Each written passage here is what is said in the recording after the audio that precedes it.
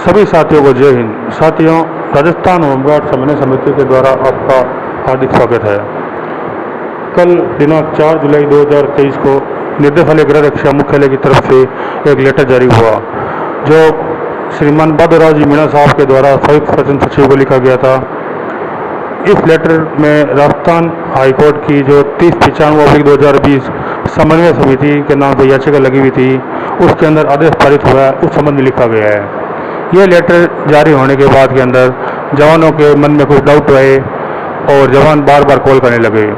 इसको देखते हुए समन्वय समिति के निर्देश मिले हैं कि यूट्यूब चैनल के ऊपर जवानों के डाउट को क्लियर किया जाए, जिससे जवान भ्रमित नहीं हो और जवान जागरूक बने रहे।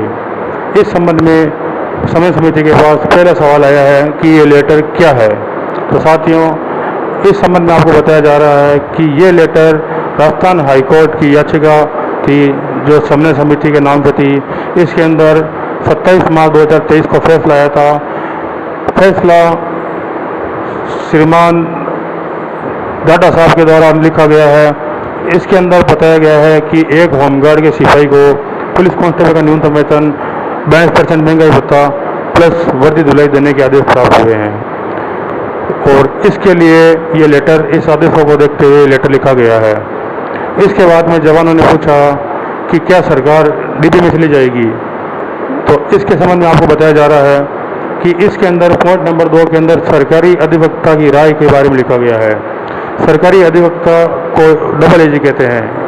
डबल एजी साहब ने कहा है कि इसमें डीपी से जाने से कोई मतलब नहीं है।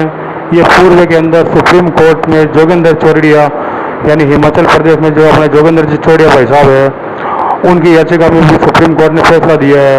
वर्तमान के अंदर उड़ीसा में का फैसला आया है। उड़ीसा के फैसले के अंदर सरकार ने रिव्यू पिटीशन लगी थी, वो भी सरकार खारिज हो चुकी है। तो इसके देखते हुए श्रीमान सरकारी अधिवक्ता साहब ने बताया है कि डीपी में जाने से कोई मतलब नहीं रहेगा। इसे यहीं पे मानते हुए जवानों को जो भी कोर्ट के आदेश अनुसार है वेतन दे दिया जाए। इसके बाद के अंदर जवान पूछ रहे हैं कि इससे क्या होगा, कितना फ़ायदा होगा। तो साथियों, महंगाई भत्ता जोड़े जाने के बाद के अंदर करीब 5 से 6 हज़ार की जंप लगेगी, और ये अब हमेशा बढ़ता रहेगा। 42% जो महंगाई भत्ता है वो आने वाले टाइम में 46, 50, 55, 60 जो भी है चलता रहेगा, और आगे से आगे पेमेंट निरंतर बढ़ता रहेगा। महंगाई भत्ता जो केंद्र सरकार लागू करती है, और उसके बाद में राज्य सरकार लागू करती है।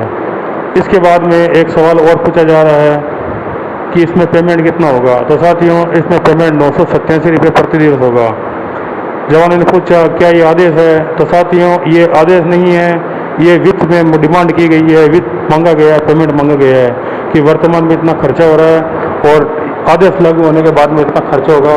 इस हिसाब से वित्त की डिमांड की गई है, फाइनेंस में लिखा गया है। एक चीज़ और है कि इससे जो बॉर्डर होमगार्ड के जवान हैं, बॉर्डर होमगार्ड में जो रैंक वाइज पेमेंट है वो ख़त्म हो गया है। इसमें सभी का पेमेंट अब एक समान रहेगा। बॉर्डर होमगार्ड, अर्बन होमगार्ड, ग्रामीण होमगार्ड, वाहन चालक, चतुर्श्रेणी जो भी है, आप 693 में 590 की गणित भूल जाइए, आप सबको 987 मिलेंगे। चाहे बॉर्डर का जवान हो, चाहे चतुर्श्रेणी पे काम करने वाला हो, चाहे ड्राइवर हो, चाहे कुछ भी हो, सभी का एक समान रहेगा 987 रुपये, जो जुलाई के अंदर आगे चल के 1012 रुपये हो जाएगा। इसके अलावा जवानों ने पूछा था कि इसका पूर्वादेश क्या है। तो इसका पूर्वादेश आपको पूर्व बताया गया था कि हिमाचल प्रदेश में सुप्रीम कोर्ट में क्लियर कर रखा है, उड़ीसा सरकार, पंजाब, इनके लिए भी फैसला हो चुका है। साथियों, जवान पूछ रहे हैं कि आदेश पारित होगा या नहीं होगा। तो साथियों, ये आदेश है, अगर पारित नहीं होता है तो इस पर कंटेम्प्ट कार्रवाई होगी।